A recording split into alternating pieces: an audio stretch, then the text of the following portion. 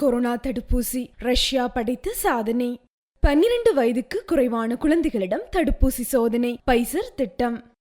வெளிப்படைத் தன்மையுடன் இருக்க சீனாவுக்கு அமெரிக்கா அழுத்தம். கொரோனா தடுப்பூசி G7 நாடுகளை எச்சரிக்கும் யுனிசெஃப். புதிய ஆபத்து. கடுமையான தொழில்துறை கொள்கையுடன் கூடிய சட்டம் அமெரிக்கா செனட் சபையில் நிறைவேற்றம். கோபம் ஜனநாயகத்தின் வெளிப்பாடு, வன்முறைக்கு இடமளியாதீர். தாக்கப்பட்ட பின்னர் அதிபர் மேக்ரான் கருத்து.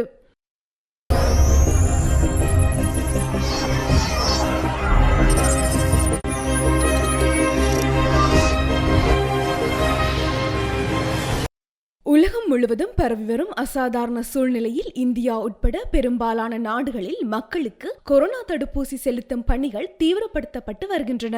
உலகம் முழுவதுமே இன்னும் பல கோடி மக்களுக்கு கொரோனா தடுப்பூசி செலுத்தப்படாமல் இருக்கின்றனர். சமீபத்தில் மனிதர்களைப் போல விலங்குகளுக்கும் கொரோனா பாதிப்பு ஏற்பட்டு வருவது அதிர்ச்சியை ஏற்படுத்தியுள்ளது. செல்ல பிராணிகளான நாய், பூனைகளுக்கும் வனவிலங்குகளான சிங்கம், புலி போன்றவற்றிற்கும் கொரோனா பாதிப்பு ஏற்பட்டுள்ளது. இதனால் மனிதர்களைப் போலவே விலங்குகளுக்கும் கொரோனா தடுப்பூசியை கண்டுபிடிக்கும் நடவடிக்கையில் ரஷ்யா ஈடுபட்டிருந்தது. இதன் அடிப்படையில் விலங்குகளுக்கு கொரோனாவில் இருந்து 100% பாதுகாக்கும் கார்னிவெக் கோவாக் என்ற தடுப்பூசியை ரஷ்யா வெற்றிகரமாக கண்டறிந்துள்ளது. இந்த தடுப்பூசி முதல் முறையாக ரஷ்ய ராணுவத்தில் இடம்பெற்றுள்ள செல்ல பிராணியான நாய்க்கு முதல் டோஸ் செலுத்தப்பட்டுள்ளது. உலகிலேயே விலங்குகளுக்கு என்று தனியே கொரோனா தடுப்பூசி செலுத்தப்பட்டது என்ற சாதனையை ரஷ்யா நிகழ்த்தியுள்ளது. மேலும் இது குறித்து ரஷ்ய மருத்துவ விஞ்ஞானிகள் விடுத்த செய்தி குறிப்பில் விலங்குகளிடம் இருந்து கொரோனா மனிதர்களுக்கு பரவுவதற்கான ஆதாரங்கள் எதுவும் இல்லை என உறுதி செய்துள்ளனர் என்பது குறிப்பிடத்தக்கது. 12 வயதிற்கு குறைவான குழந்தைகளிடம் தடுப்பூசியை பரிசோதனை செய்ய பைசர் நிறுவனம் திட்டமிட்டிருக்கின்றது. இதற்காக 4500 குழந்தைகள் தேர்வு செய்யப்பட்டிருக்கிறார்கள். அமெரிக்கா, பின்லாந்து, போலந்து, ஸ்பெயின் ஆகிய நாடுகளில் சோதனை நடக்கும் என பைசர் நிறுவனம் தெரிவித்துள்ளது. 5 முதல் 11 வயதுடைய குழந்தைகளுக்கு 10 மைக்ரோகிராம் அளவிலும், 6 மாதம் முதல் 5 வயதுடைய குழந்தைகளுக்கு 3 மைக்ரோகிராம் அளவிலும் தடுப்பு மருந்து பயன்படுத்தப்பட இருக்கின்றது. முதற்கட்டமாக 144 குழந்தைகளிடம் குறைந்த அளவு மருந்துகளை கொண்டு சோதனை நடத்தப்பட்டது. அதில் கண்டறியப்பட்ட முடிவுகளின் அடிப்படையில் புதிய பரிசோதனைகள் தொடங்க இருக்கின்றன. சீனாவில் வுஹான் நகரில் கடந்த 2019 ஆண்டு டிசம்பர் மாதம் கொரோனா வைரஸ் கண்டுபிடிக்கப்பட்டது.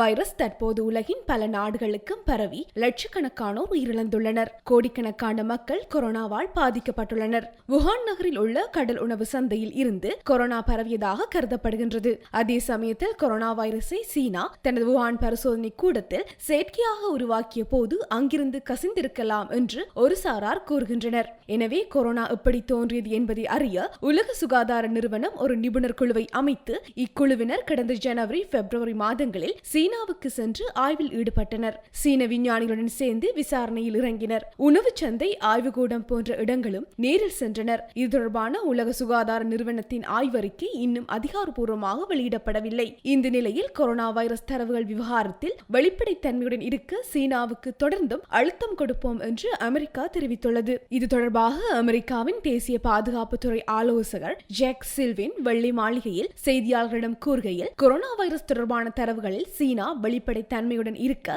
சர்வதேச நாடுகளின் துணையுடன் நாங்கள் தொடர்ந்தும் அழுத்தம் கொடுப்போம். விசாரணையில் பங்கேற்காமலும் தரவுகளை பகிர மாட்டோம் என சீனா கூறுவதை கேட்டுக்கொண்டு அதை அப்படியே ஏற்றுக்கொண்டு அமைதியாக இருக்க மாட்டோம் என்றார்.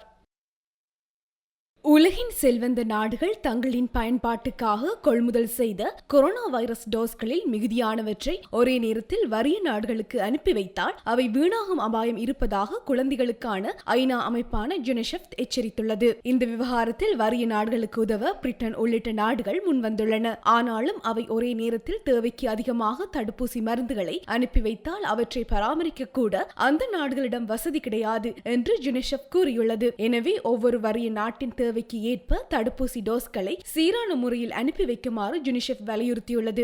யுனிசெஃப் அமைப்பின் தடுப்பூசி விவகாரங்களுக்கான தலைமை அதிகாரி லிலி கே பிராணி BBC நியூஸ் நைட் நிருபரிடம் பேசுகையில், உலக நாடுகள் அனைத்தும் அவற்றின் சொந்தமான மக்களுக்கு தடுப்பூசி செலுத்துவது முக்கியம். அதுபோலவே உலகின் மற்ற பகுதியில் வறிய நிலையில் உள்ள நாடுகளுக்கு அதிக வளம் உள்ள நாடுகள் உதவுவது அவசியமாகிறது என்று தெரிவித்தார். எனவே பிரிட்டன், G7 அமைப்பில் உள்ள நாடுகள் அவற்றின் தேவைக்கு மிகுதியாக உள்ள தடுப்பூசி டோஸ்களை இந்த குறைந்த வருவாய் ஆதாரம் கொண்ட நாடுகளுக்கு வழங்க வேண்டும் என்று கேட்டுக்கொள்கிறேன் என்று குறிப்பிட்டார்.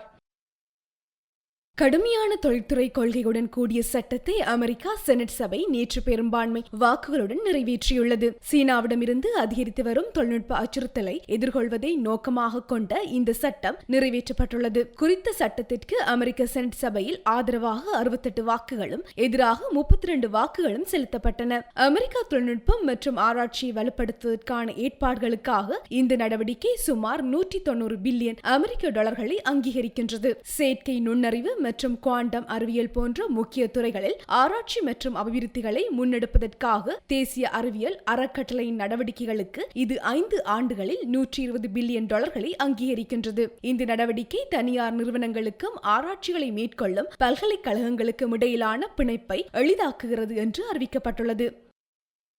கோபம் ஜனநாயக ரீதியான வெளிப்பாடுதான், ஆனால் வன்முறைகளுக்கு இடமளியாதீர்கள். ஆத்திரத்தையும் முட்டாள்தனங்களையும் ஒன்றாக சேர்த்து குழப்பிக் கொள்ளாதீர்கள். தாக்கப்பட்ட பின்னர் பிரான்ஸ் அதிபர் மேக்ரோன் கருத்து வெளியிட்டுள்ளார். அதிபர் மேக்ரோன் நேற்று சிறிய நகரம் ஒன்றில் சுற்றுப்பயணத்தின் போது இளைஞர் ஒருவரின் தாக்குதலுக்கு இலக்கானார். அந்த சம்பவத்திற்கு பிறகு செய்தியாளர்களிடம் பேசிய அவர் எதையிட்டும் அச்சமடையவில்லை என்றும் மக்களை நோக்கிய தனது பயணங்களை தொடரப்போவதாகவும் தெரிவித்தார். அத்துடன் பிரெஞ்சு மக்கள் எப்போதும் உறுதியானவர்கள், எல்லாவற்றையும் விட நட்பண்பும் தொண்டு உள்ளமும் கொண்டவர்கள். எதையும் கேட்பதற்கு முன்னர் ஆத்திரத்துடன் முட்டாள்தனங்களையும் கலந்து விடாதீர்கள் எனவும் கூறினார். மக்கள் என் மீது கோபத்தை வெளிப்படுத்தி இருக்கிறார்கள், அச்சமடைகிறார்கள். சில நேரங்களில் நான் செவிமடுக்கிறேன், இன்னும் சில வேளைகளில் என்னிடம் பதில்கள் இல்லை. சில நேரங்களில் தவறாக இருக்கிறேன், ஆனால் முட்டாள்தனத்திற்கும் வன்முறைக்கும் ஜனநாயகத்தில் இடமில்லை எனவும் அதிபர் மேக்ரோன் குறிப்பிட்டுள்ளார்.